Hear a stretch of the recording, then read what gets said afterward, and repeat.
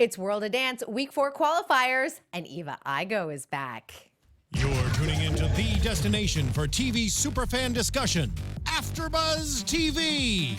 And now, let the buzz begin.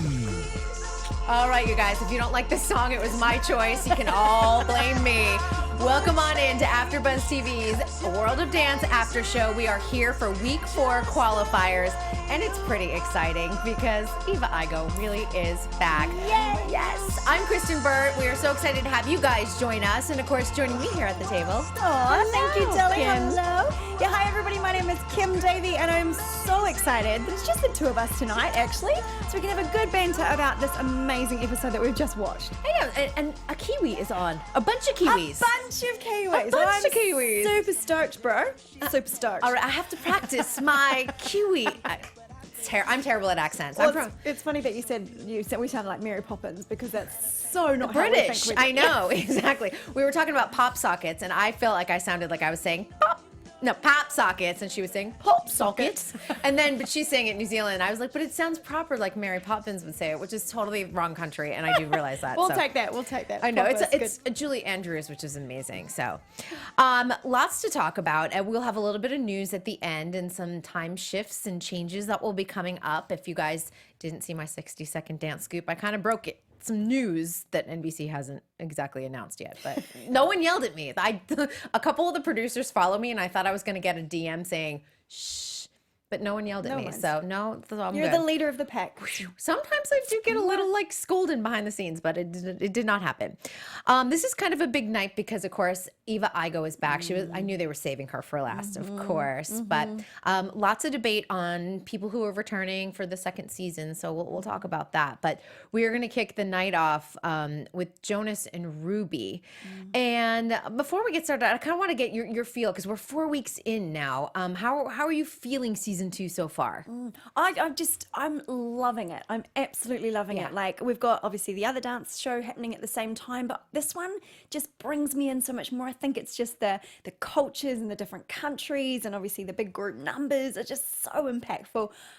I'm so impressed, and I know they've been picked up for season 3 as well. Yes, so they are casting for season 3 right now. So it's a winner. I think it's awesome, and I just love what it's doing for dance worldwide. Yes, and it has a totally different feel from So You Think, which of course is running right now, and they're in their, their taped auditions and everything. We're not kicking off the live shows until August 6th with them, but I think right now they've gotten a little bit more of a rhythm on World of Dance this season than they had last season. Last season they're like, we're just gonna whack you over the head with dance and then it's gonna be over in an hour. So they've giving us more and more time with dance. So. And I love with Jenna as well. I think she's doing a lot better this season as well, and especially her just quick little interviews backstage, just way more easier and flow, and it all seems to flow a lot better, I think. It does, and I think her nurturing side, I think that's really nice because she's not only is she a mother and knows how to nurture, but she's also a dancer and has that understanding too. So she gets it, which is good.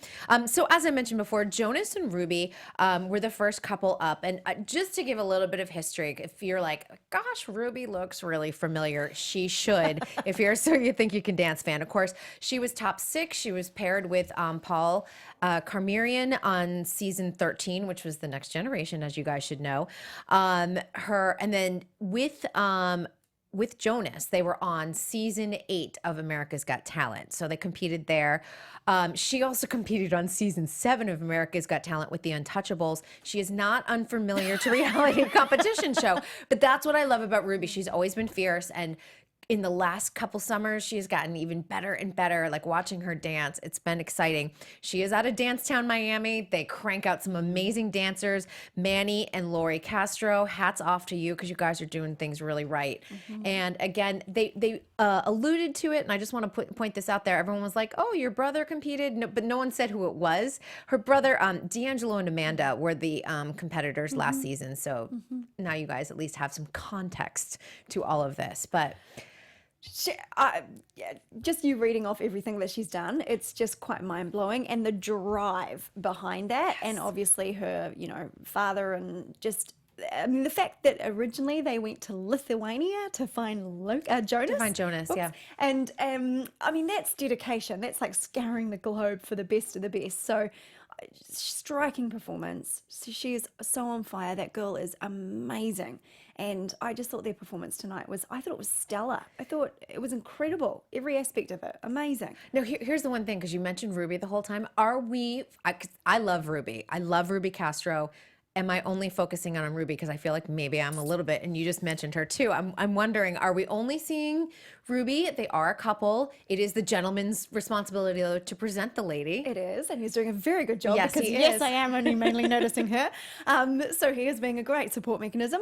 However, yeah, she does top him, absolutely. She's got the slight edge for sure. I absolutely think so. There's something so charismatic about her personality too. Like I remember interviewing her, and of course this was several years ago, so she was tiny, you know, and it was one of those things. She's 14. Oh, she was 12. Now that I'm thinking about it, so it's kind of amazing to think about. But there's something star quality about her that I'm like, I just can't take my eyes off of her. The legs, the execution of all the moves. Just, I mean, that one part tonight where she, you know, wrapped her leg around him and then flipped over. She's just so perfect. I don't think I've even noticed. Yeah, I mean, manicured to perfection.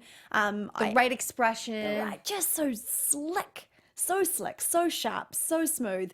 I actually think she's probably one of the best dancers around at the moment. I love her. Honestly.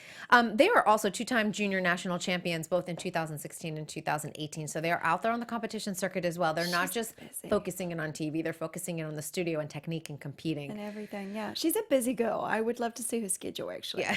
Seriously. I have a feeling they're probably, at this point, homeschooled. I don't know at this point, because you get to that point. I did think that the note was very interesting, that J-Lo was saying to her dad, Manny, like, you need to focus in on the choreography next level. Bring it up, because they felt like last year that her brother and his partner, I know it was kind of awkward, but at the same time, when you have that insight, I mean, they have the insight of experience from last year, but then getting some insight like that from the judges, well, that's what you do. You know, you've got, this year, the way they taped it, they would have like a few weeks off, so they would get time to go back to the studio this season, go back and work on that second dance for the duels and everything else. So you've got these notes now. Yeah, I mean, I think, well, I mean, it's great. And obviously the choreographer, aka the dad, is right there listening. So he's going to bring it. And I just think it was so funny how they ousted the brother. It's like, actually, that was my brother. That's hilarious. That's my brother last season that you're talking about. And of course, they're in the junior category.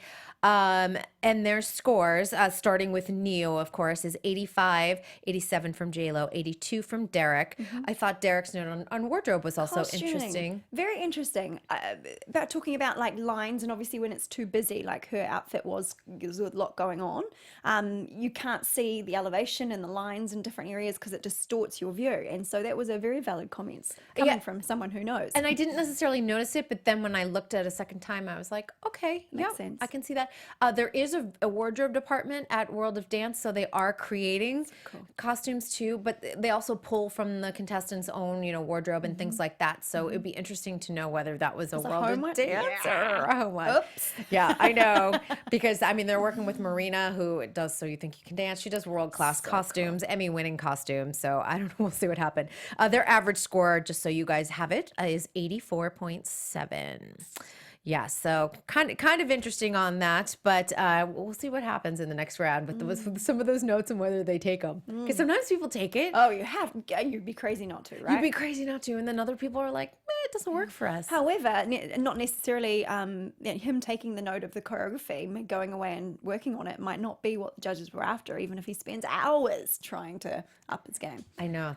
You never know. Judging is so subjective, and what they want one day doesn't always mean that's what they want another day. But I know you guys want lots and lots of days of AfterBuzz shows. We've got a lot happening this summer. We so do. So, hey, AfterBuzzers, here at the network, as you probably know, we produce after shows for nearly all of your favorite TV shows, from drama, we got reality TV, sci-fi, and so much more. So there is no other network that works harder than us here at AfterBuzz to serve all our TV fans. So, but now we need your help, pretty please, with the cherry on the top. We're asking that you please subscribe to one or more of our YouTube channels. So besides helping us a ton, here's what's in it for you. So it caters specific content you already like directly to you. It brings you your favorite after shows so you don't have to seek them out. And it suggests content from other channels or podcasts that may interest you. So subscribing to our YouTube channels will also help you discover new shows we're sure you'll love. So since you're already tuned into our current reality competition show, aka World of Dance, you may also like to check out this So You Think You Can Dance, which is on at 6 o'clock on Tuesdays. You may also be more interested in MasterChef if you're a cook, maybe. The Challenge, The Four, any of these ones. And remember that we have channels in other genres as well, not just competitions. That's right. So don't be shy about subscribing to them either. And if you're worried about pesky notifications, don't be. They're optional. Just note that. We like that. Yes, we really like that. So it's super easy. Hit that subscribe button now for an even easier experience. And if you let us know that you did in the comments, we'll shout you out on air when we've got the chat going. Yes, we'll do that next week when Teague is back. She's always good with the laptop. She's the amazing chat girl. So thanks for being best fans, and we promise to continue to do our best to serve you and shout you out. So please stay involved on the chat next week onwards, and we would love to interact with you there. So Love awesome. that. So good. All right, because there's so many incredible like reality shows, so many incredible competition shows. Let's get back to our competition with the Bradas. And this is okay. I think this is super interesting because Bradas are actually very well known worldwide, and I don't know if the general like dance audience is aware of them. So I'm kind of excited that they're here on this show because they deserve the recognition. And I know for you, you're very excited by this. New Zealand represent. So good. It's always so fun just hearing that Kiwi accent, and especially when they're doing like the Bradas style, when we talk like we're homies, yeah, bro, we're totally in like this, yeah. It's so funny. See, now I'm going to talk like a mobster. I'm so horrible with accents, and I'm trying to be like a brother, but then I can't do the Kiwi accent. That's so awesome. Yeah, no, I mean, New Zealand has so much to offer, and obviously J-Lo's spent a lot of time with Paris Goebel as well. It's done a lot of her choreography, and that really brought New Zealand into the scene, onto the stage. But we have some amazing talent, specifically in hip-hop, and these guys just rocked it tonight. Yes, they're amazing. And they're two-time Hip Hop International, like back-to-back gold medal winners. Yep. So they were very well known on the international scene. I think late last week I had an interview up with Desi Hoppers. Remember the Bollywood hip hop guys? Which guys, this will make you cry. This interview, they talk about like they're breadwinners for their family. They're bringing honor to their country. They're bringing money home to their country. So doing well for them on the show is really important. But they said one of their inspirations is the Bradas. Cool. And so when they saw them backstage, like they were like bursting in tears. They were so happy just to be in the presence of them, which I thought was really, it's wonderful to see something like that. Yeah, and that's why obviously something like this, a show that brings all the countries together again, is just amazing. Such an amazing world stage to actually be influencing other countries as well. It's so awesome. I know, it's the joy of dance. I love this. And so this routine I thought was very creative, very outside the box. Let's take a gym bag. Yeah, let's take a gym bag, and what can we do with it? Yeah, I mean, it was just so creative, wasn't it? Because it's something you haven't necessarily seen before, and it's just a new element, and the way that it was choreographed and specifically put in the correct places. I mean, there's so much room for error, and obviously all the different head masks and bits and pieces that came out of it, they're just pros. I mean, I liked that there were a lot of levels to it. Like you were seeing that, there was excitement when they were in unison, but then there was excitement when they were each doing something different and you didn't know where to look, but it wasn't too busy. And I think that can be a challenge. You can make things look too busy, but they actually kept you really focused on the task at hand. And I thought I was excited by what they're going to bring forward in the duels, because I feel like they're going to be very competitive. Oh, absolutely. And just that one move, I just have to mention, when at the start, when they had the bag open perfectly and he dove through it, I mean, imagine if he got tangled. It's so easy to do. Like, you never know. That would have been me. I would have been the girl whose foot would have gotten like caught, wrapped in the ends, and then I'd be like, I'm strangling right now. I didn't quite make it through. That's hilarious. One other thing I want to mention too, and we don't hear this from the American competitors, and I know that we're an American show and blah, blah, blah, but the idea of competing for your country and bringing honor to your country, like the Olympics, when every 4 years we watch, but we've heard that from New Zealand, we've heard that from India with the Desi Hoppers, and I kind of like that, Yeah, it's super sweet, but I suppose it makes more sense if they are from a different country here in yours, and you guys are just like turning up for the day, go to audition, go home, have some dinner. Yeah, you're like, I live right down the street. We're like, flights, accommodation, it's a huge thing. It's a massive investment, and it's probably a lot of fundraising and stuff. Well, obviously they get put up and stuff, but they get flown here. I would love to know, actually, because of the way the schedule was this year, where they were, like last year, they kept everyone on site and they did it. Cool. And then if they were done with you, they sent you home. But this year, they were flying people in and out because there were a number of weeks in between your round and then the next round. I'm really wondering, are they flying people back and forth to Japan, New Zealand? You know, I'm thinking well, of they some might of these... just put them up at like Home for Dancers, and then they can just have classes whenever they like it. Debbie Stay Reynolds here in or LA. Millennium, IDA, keep practicing. Yeah, I wonder if they did that, because it's very expensive to start sending people to India, and then you're dealing with jet lag and things like that. And that's no fun. I need to ask. All right, I'm going to ask around about Yeah, that ask one. about That it. was a good Well, one. because the average flight's at around $2,000 to New Zealand per And person. you've got a crew. Yeah, you've got a Yeah. crew of 6, 8, 12. Yeah. It's a lot of people to be So flying it's back a to lot Japan. cheaper to accommodate. Yes, that'd be good to know. I know. Thanks, I darling. want to find. Yes, I know exactly who I'm going to ask. So, Chris Curry, you're getting a DM from me tonight. Okay. That is the executive producer of the show. I'm going to go straight to the source. Okay. Works. Yeah. And this was a little bit interesting because I thought that J-Lo really had a feeling about the Bradas, and Derek and Neo did not. Not that the scores were awful, but there was enough of a fluctuation there. Yeah, I was significantly shocked by the guys' low scores. I thought they'd all be up around the 90s, and they weren't. Yeah. So, I mean, so Neo was 85, J-Lo was 92, Derek was 86. But I thought maybe like 88, like even in disagreement, like an 88, 89. maybe it's because I was Kiwi and I was like, they definitely deserve 90 plus. But yeah, I thought it was low for what they presented. So it was Yeah, I interesting. think I would have for this particular round, because I prefer that they start on the lower side and give you guys, everyone, room to grow with the scores. Giving like the 95s right away is a little but you know, if you're giving them like 88 to 90, I feel like that's enough like push to be like, okay, now we're going to try and aim for like 94, 95 for the next round. Yeah, it baffled me. I don't really know what to say with that, apart from, yeah, it was quite strange. Yeah, I don't either know. Okay, the Bradas were in the upper team division too. I just want to make sure that I clarified Maybe that. their finger got a little stuck and they couldn't quite push it before they locked it in.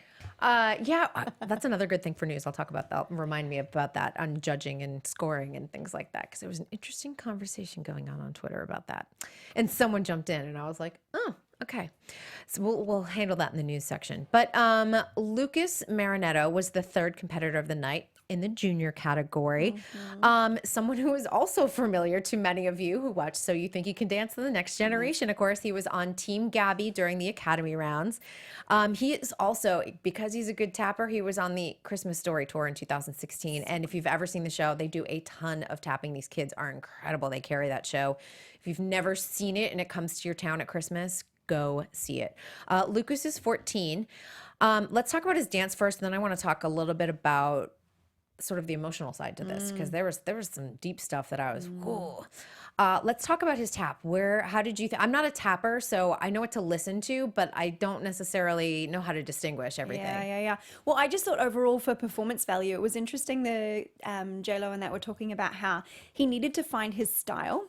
You know, the greats of all the different styles that are significantly their own. It was weird because I thought he really brought the swag and the hip hop version of tap happening.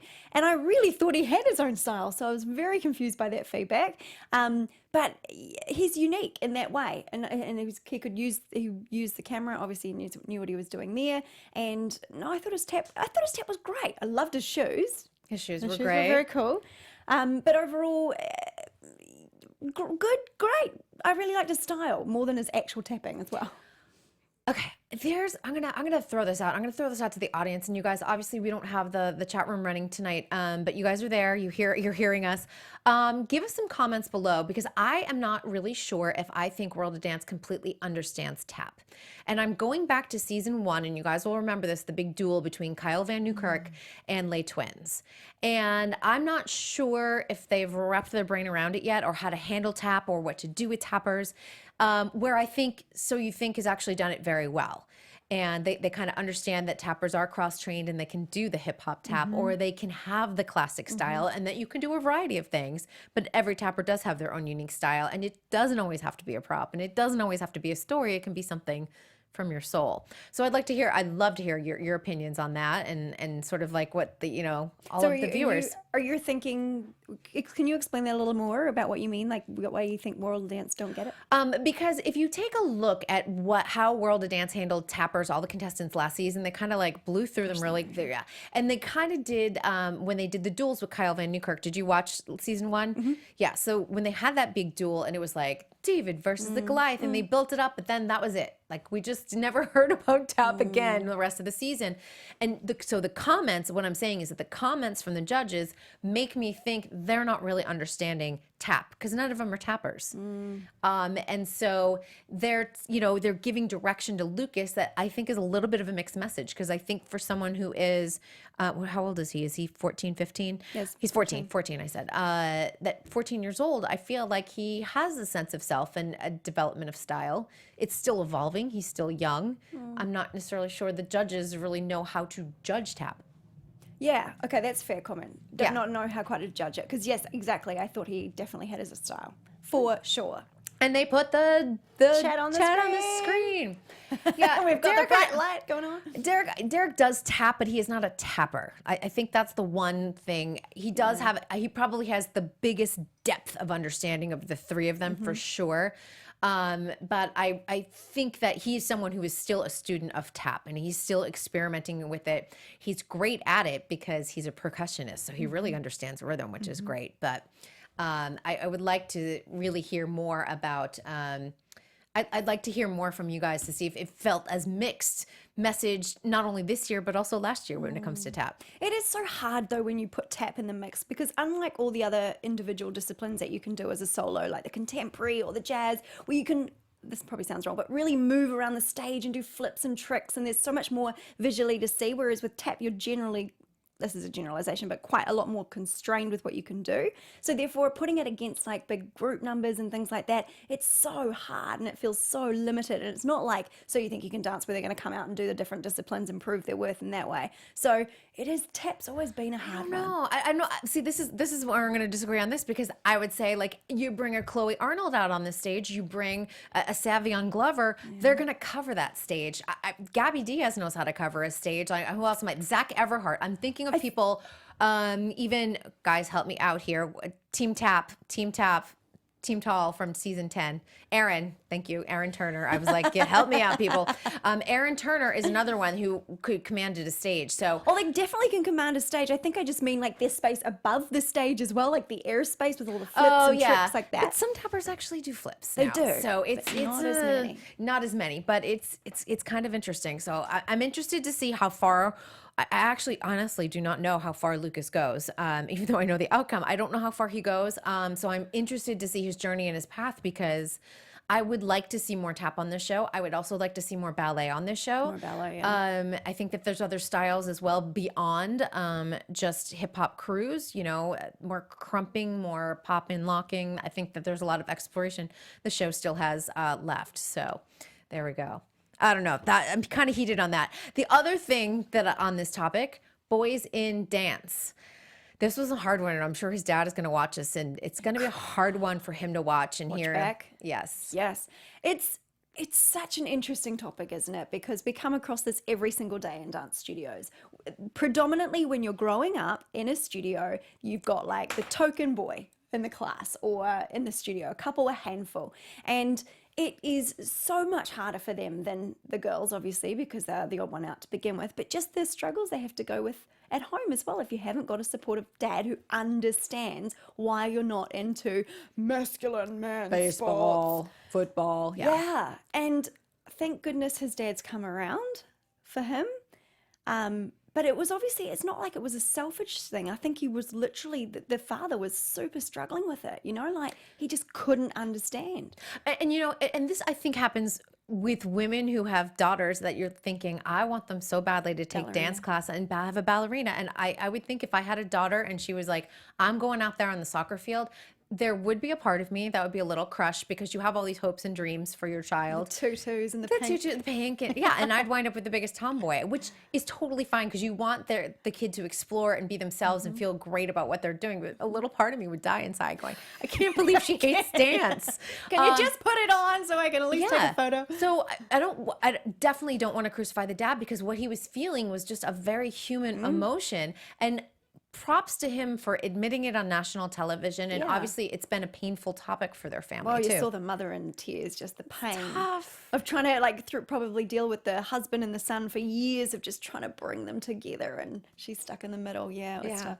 But he's there now. One thing I picked up at the end was how I can't remember the context of it, but they were talking about I think it's to do with his gangster suave tapping, and they were talking about take your money at school, and he's like, yeah, well, that's normal. And then Derek's like, I hear you. So just also the fact of boys in dance often going through the bullying at school when they're younger as well, stealing their lunch money, trying to work out their sexuality, all that kind of stuff that goes with it. It's real and it's huge and it's brutal, but good on all those boys are just nailing it because we love boys in dance. And then so many amazing role models to look up to when you're older as well. There's so many amazing hip hop dancers. But you're on TV, Lucas, so you know what? Props to you. I don't think he has a problem, does he? I don't think he does, but it's like anyone at your school, you could just be like, oh, I was on NBC World of Dance this summer. What did you do in your summer break? I'm not on NBC. Well, you're not on, right? I don't know. Like, that's amazing. So good. I know. So excited. 82, 84, 82. So the guys, both Neo and Derek gave him 82. J-Lo gave him 84. So 82.7. This is definitely a topic I want to kind of follow throughout the season. I don't know how far tap makes it. So remind me if I forget about it when we hit tap again. Tap, tap, tap. All right. Of course, we want to remind you guys that some of you like to watch us on video on YouTube and others like to watch us on iTunes. And we really appreciate if you guys can subscribe to this podcast, give us some comments and feedback, 5 stars. It helps boost us up there, gives us higher visibility. And I know for me, I'm a podcast person. We have a lot of traffic here in Los Angeles. I kind of enjoy listening to podcasts. It's a lifesaver, isn't it? Otherwise, we're sitting in traffic doing nothing with our lives for half of our lives. Exactly. So, do whatever's convenient for you. I know some people prefer the visual. That's also a great way to watch. But if you can subscribe, it always helps us out. Because, we're building this podcast too. We're only in season 2. We're a young one. So any little support always helps. Yay. Yes. All right, let's move right on to expressions. This is another one I think like we're going to have some discussion. All right, they're out of Indianapolis. They're a contemporary, and I'm going to call them a dance team because that's what it felt like. Carla Curatolo is their choreographer. She's also the owner of their Expressions Dance Studio. Very well ballet trained, and I think you're seeing some really wonderful technique out of those young women, and I appreciated that. They're, of course, in the junior team category. What did you think about this one? I thought they were outstanding, absolutely outstanding. And as they said at the start, we're not the underdogs just because we're from a small place. Don't, put us in that pen yet. And they came out and they delivered. Obviously, the technical training and with the weights on the legs is always a good one. I can imagine they were drilled from an early age, and it absolutely makes a difference, doesn't it? This is relatively a young dance studio, too. They've been around 10 years. And so obviously these girls have probably have been there since 7, 8, and they're all together, and I think that's great. This is where I thought it was really interesting. It was a male versus female opinion on what this dance was about and what it created and the emotion or lack of emotion. Because we really heard from J-Lo, who was like, I was really moved by this. And then I also heard from, Derek and Neo, and I was listening to them, and they're like, make sure it's authentic and it's not the facials, which we see in competition all the time. Yes. And I kind of felt in the middle, a little bit of both. I felt this routine was super joyful. I felt like it was a dance team. I felt like that they could be on ESPN when they do those incredible dance competitions. And it's fascinating to watch how people are able to turn like that in sync because I can't do it.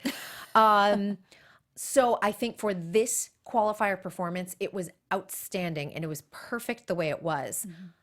I want to make sure that when they come into the duels, it's something different. And when I see dance team, I think high energy all the time. I don't necessarily think a ton of like reaching deep and having like sadder emotions or angry emotions. I think there's a couple of factors at play there. I think number one, well, no, I don't agree with myself even as I say it. I was going to say they're You're quite, like, nope. they're quite young and have they experienced life enough coming from a small town to experience and express particular emotions. My second thing is I believe that J-Lo, possibly like why we were enjoying it, is because it really connected with girliness. It was very much a feminine sisters, like they keep saying their sisters and friends are all together. It's like we were able to connect with it on a feminine level to go, yes, that's like being with a bunch of friends that you love and you train with and they're just your dance buddies, you know? Whereas the guys were like, I don't get that part. You know, like and you know, it's also like one of the girls is graduating. There's some, I cried my way through my senior year because I was like, next year we won't be here together. No. And there is something that bonds you with your dance friends and things like that. And I got to tell you guys, I had a friend in my show earlier today, to the point, she and her daughter came to watch because her daughter's obsessed with Audrey Case, who was on the show. And I just want to say that it's really kind of made me think of that because she and I grew up together dancing back in Boston. And here she was, you know, a few years later with her daughter, you know, on my couch. And I'm like, this is what dance bonds you over. It's like, it's unbreakable. Absolutely. Friends for life. It's, I mean, dance is in itself is an escape mechanism from life and expressing yourself. And then you've got people you do that with. Nobody else experiences those feelings. Like not your school friends, not your work colleagues. Dance and performing with music on stage and feeling it and bonds and then the highs and lows of competition. Oh my gosh, yeah. Dance friends for life. There's a lot. And we were talking, you know, about one of our dance teachers, and I used to talk back to her a little bit because I'd be like, you can't do that. You can't say that to me. I'm a kid. I was that kid. I can imagine. I was that kid because I had parents that were like, you have a final tomorrow. You can go to 1 hour and a half of dress rehearsal, and then we're pulling you out. And she would get mad, and I'd be like, talk to my mother. I gotta go. Drama queen. Well, it was literally like school was I was a student first and a dancer second. So if school wasn't going well, there was gonna be no dance. So I did really well in school for a reason. But so I'm really, really interested in what their duels round looks like with expressions. I'm really fascinated. And I also want to know if their senior dancer wound up with a dance scholarship somewhere to one of those amazing universities and a dance team. So if anybody knows, feel free to DM me on Instagram at the Kristyn Burtt because I want to know because I feel like she's got this great technique. Are you going off to like an amazing dance scholarship? We'll see you on ESPN. Yeah. One thing I noticed, I don't know if you noticed when they first came out and they were all standing in fifth or and then one girl at the end was completely just standing like with straight feet. I was just like, shocking. She missed her mark. She missed her mark. Like, how did that happen? Just because that's so perfect. Anyway. I know. That's interesting. So these are another set of scores: 84, 90, and 87. That's good. I think that was perfect for them. But it's just funny. JL's like, you're getting in the 90s. So 87. I think that was a great way for them to come out of the qualifiers. Yeah. Yes, for sure. And then topic number 5 is Poreotics. You know, I love Poreotics. They are really one of my favorites. Winners, of course, of season 5 of America's Best Dance Crew. That goes back to 2010. So that was a while ago. 8 years ago. 8 years. 8 years ago. They've obviously taken 8 years away after they won too, which is kind of interesting. Okay. They have been performing a lot this year. I saw them at some of the World of Dance competitions in 2017 and 18. So this new show obviously really inspired them or kicked them in the butt to like get back at it. They obviously had some break time to have real jobs, or they went back to school. Some of them got married. As well. Some moved over to the Kinjas. 2 of the members have moved over to the Kinjas. So they obviously still wanted to dance, and you know, if Poreotics. And if you guys have an opportunity, because I know World of Dance, the competition circuit I'm talking about, not the TV show, they have been performing as headliners there. So kind of check the it's thisiswad.com, and if you hit their events tab, you'll see Poreotics is performing quite a bit for them. And go, because it's like $20 for a full day. It's so cheap, and they're so amazing to watch live. Your eyes are like, that's unbelievable what they do. It was so interesting though, because yes, they are so amazing, but I was actually a bit bored tonight. Like it started off excellent, and I totally agree with Derek when he said he kind of sank into his chair. I was like kind of blanked out, and I was like, oh. And then I was like, oh, that's actually a bit bored. So that was a shame. So I really hope they up their game next time. And it's a note that we saw in season 1 when Jabberwockies, you know, came in, and even Super Crew had this, you know, everyone has been at this level and they are legends in the industry. And you do have to, unfortunately, we don't always want to, but you got to look behind you and you're like, who's coming up? What are they doing? You do have to look at your competition, because while this worked for so long, now we're all here in this. So what kind of new tricks can you add? What can you add on the creativity side, the choreography, like everyone has to be up in their game, and that's nerve-wracking. Absolutely. And it just gets harder and faster every single year. It's like the Olympics. More tricks. Right? The 540s, everything that they're doing is really kind of tough. I do want to let you guys know that Poreotics, some of the crew will be on my show on Tuesday, July 10th. Yes. And so my show is at 3 p.m. Pacific time, 6 p.m. Eastern time. To the point, it's on our sister channel. Doesn't she have the best Popcorn job Talk. in life? Yes. We're going to be seeing a lot of, we will be seeing a lot of World of Dance contestants sort of flowing through here. I'm trying to get some on here too. It's a little bit harder because we're later at night, but the good thing is that NBC is very flexible with this and very open to it, and I appreciate that. So it's thank good. you. So Poreotics wound up with 87, 90, and 87 for a total of 88. So I'm thinking you probably think that's a little high. I thought it was too high. Okay. Yeah, absolutely. Okay. For that performance. Compared to some of the other ones from earlier, like the Bradas from New Zealand. Root for the home team, my friend. Do it. I will. Yes. Okay, and then we get to the biggie. Yes, last year's runner-up, Eva Igo, competing, of course, in the junior category because she's still itty bitty. She's still 16, 15. She's tall. She's always tall though. She grew a lot. When I saw her in November, I'm like, you've grown a couple inches since we saw you, and then she's grown even more now. So this is a debate that I know a lot of you guys are talking about, and I'm going to say this right off the bat. First of all, World of Dance identifies itself as the Olympics of dance. We've said this before. People go to multiple Olympics, whether you're Ali Raceman, whether you're Kristi Yamaguchi, whoever you are, Michelle Kwan. I only know figure skating and gymnastics. But what I'm saying to you is that if that's what they're comparing it to, you're allowed to come back as long as you earn your spot. And let me tell you, Eva Igo earned her spot by being runner-up. The show wanted her back. She wanted to come back on. That's all that needs to happen. Do you know what I mean? Saying it's not fair. Well, are you going to tell Ali Raceman it's not fair that she's gone to 2 Olympics? No. Absolutely deserves it. Absolutely. Totally. And you know what? There are other talented people, and wait to see how this plays out. Let me know if you think it's fair at the end of the season when you see how it plays out. I think it's interesting because it's harder to come back because people have expected a certain level of you. You got second last time, and now you're going to feel unless you win, she's going to feel like, oh, I didn't do as well as I wanted. So the only so here's the thing. So what if she doesn't win? And then is she like, gosh, I shouldn't have come back? But what if she didn't come on and totally said no to the opportunity? Was she always going to think, what if? Exactly. We don't want to live life with what if. No way. And obviously she's keeping in the public mind and being on television and doing what she loves. So, oh my gosh, go for it, girl. Yes. And on the flip side too, people who decided not to come back, like the Keone Maris and things like that, I respect that too, because they have a path and a plan, and they're working on an incredible film that you guys are going to see. It's going to be amazing. But this is what I'm telling you, like, everyone has their own path as an artist, and they're the ones who decide whether it was a good idea or a bad idea to come back, and only Eva can make that decision. She's young, so go for it, girl. Take every opportunity. Oh my goodness. If NBC, let me tell you guys, if NBC is calling you and they wanted you for season 1 and they're like, hey, season 2, would you say no?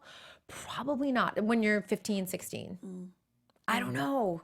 I would say yes. Yes. There's probably not that many options going on right now. So, got to stay in school. Yeah. Hopefully. And part of the rules is people coming back. And guess what? People are going to come back for season 3. And maybe people will come back 3 times. We don't even know. And remember, we still have DNA who's going to be on this season. Royal Flux is going to be on this season. Luca and Jenna Lynn are coming back. We've already seen The Lab. And if you guys, earlier today, I had Audrey Case and Will Thomas on my show for To The Point. They are a part of Royal Flux. They couldn't talk a lot about their experience because we can't reveal the outcome, but you guys saw that they're in the previews, they're in the qualifiers next week.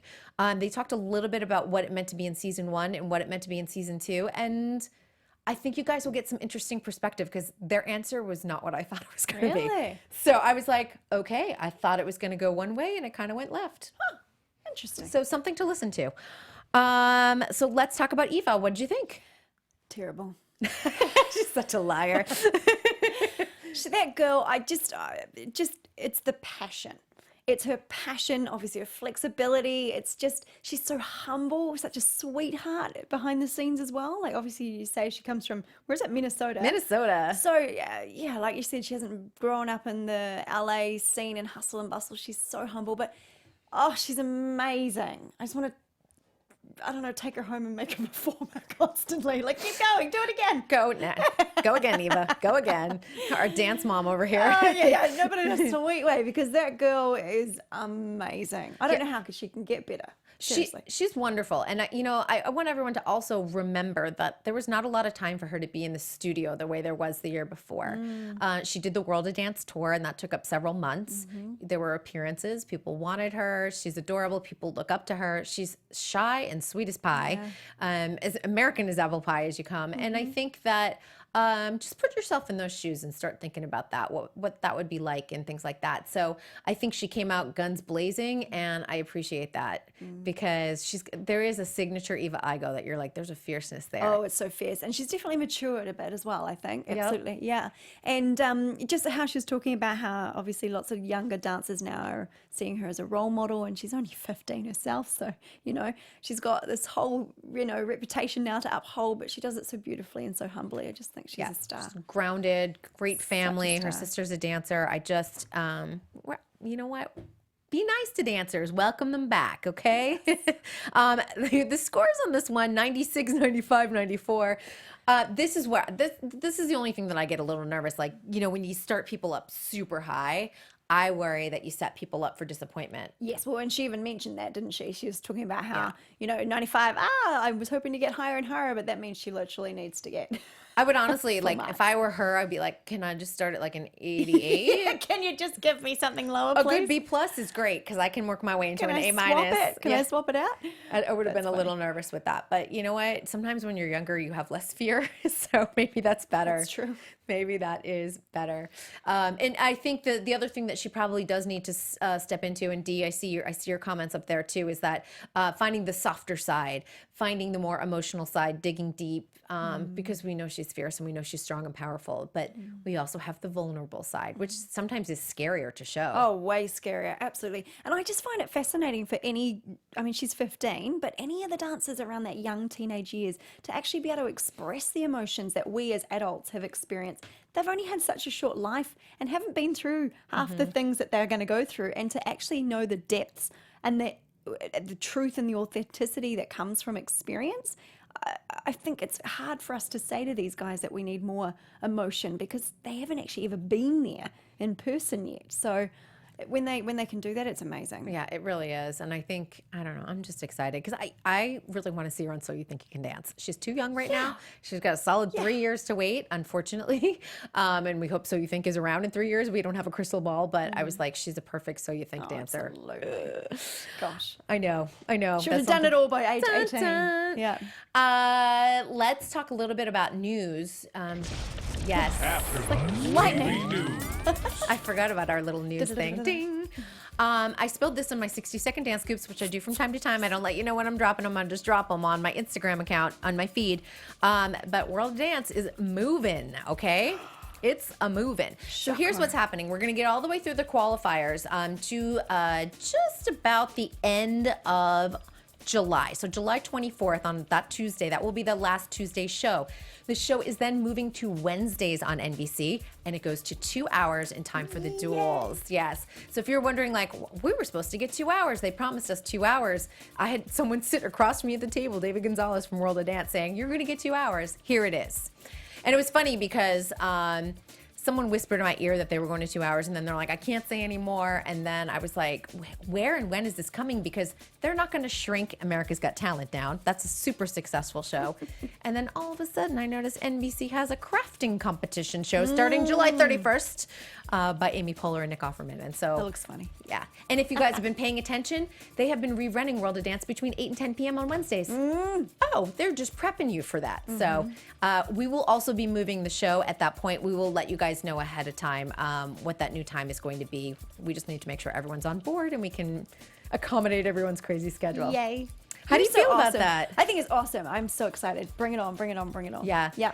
And here's my only thing. We've had a very almost 2 months of qualifiers. I wonder, and I don't know if they're going to sort of mix this up with season 3, if they could do qualifiers 2 hours and then even Make it a little shorter. make the qualifying rounds shorter. Yeah. Do it in like 4 to 5 weeks, and then Instead of and then 16. and then go into the duels, because 1 hour is tough. They can't get that many people in. Well, So what do we get? Like usually 6, 8? No, not 6. We've been 6. getting 6. Yeah. Yeah. Yeah. So just a thought. I'll put it in people's ears. Nobody cares. They're like, Oh, they'll if we- listen to you, No, they girl. know. They're like, dude, we're a network. If we have the space, we'll do that. But otherwise, if we don't have the real estate, what are you thinking? if the world was a perfect place, It it was was a all perfect revolving place. around dance, then perfect. Yeah, I feel like the qualifiers should be condensed into shorter weeks and then give us more time on the back end with Yeah, that. When that'd be it gets lovely. really like Juicy. competitive, juicy, like what's happening. Maybe make them do 2 or 3 routines I don't know. They do that on So You Think. They do it on Dancing with the Stars. Give They're them more. athletes. They They're can athletes. handle it. They got it. I always just think it cracks me up. You know when they have to first run onto the stage and they seem like they're running through that hallway for a bit? Seems like quite a wee way to go, and then up the stairs. I'm like, wow, they're giving them a good little workout just to start. It's a big tunnel. It's an impressive big set. tunnel. They're gunning for an Emmy. I'm just letting you know on that set. They're what? They're gunning for an Emmy for that set. Yes, They- well, it's beautiful. It is isn't beautiful. Alrighty, well, we have to wrap up, believe it or What? not. I know. Anything good coming up this week? I know you do So You Think You Can Dance, so. Yeah, or we do So You Think You Can Dance Tuesdays. We've already done it for today, 6 o'clock every week. But yeah, we'll be obviously moving this one, and so that'll stay on Tuesday. But yeah, just stay tuned, and got lots more coming. Excellent. Where can everyone find you online? They can find me online at Kim Davey Live on all my social media. Or they can also find me at sheshineson.com, my dance tour business where we bring dancers from all over the world. Kiwis. Not just Kiwis, Aussies, Americans, South Africans, British. 2-week tours to New York and LA to do amazing dance classes and perform at Disney. It's like the Olympics of dance tours. It is oh my gosh, it absolutely is. Take the that. Olympics of dance tours. All right, you guys, I'm at Kristyn Burtt on Twitter, the Kristyn Burtt on Facebook and Instagram. Come visit me there. And of course, To The Point, every single Tuesday, 3 p.m. Pacific time. Such good stuff. Yay. We'll see you all next Yay. week. See you later, everyone. Bye. From executive producers Maria Menounos, Kevin Undergaro, Phil Svitek, and the entire Afterbuzz TV staff, we would like to thank you for listening to the Afterbuzz TV network. To watch or listen to other after shows and post comments or questions, be sure to visit AfterbuzzTV.com. I'm Sir Richard Wentworth, and this has been a presentation of Afterbuzz TV. See you later. The views expressed herein are those of the hosts only and do not necessarily reflect the views of AfterBuzz TV or its owners or principals.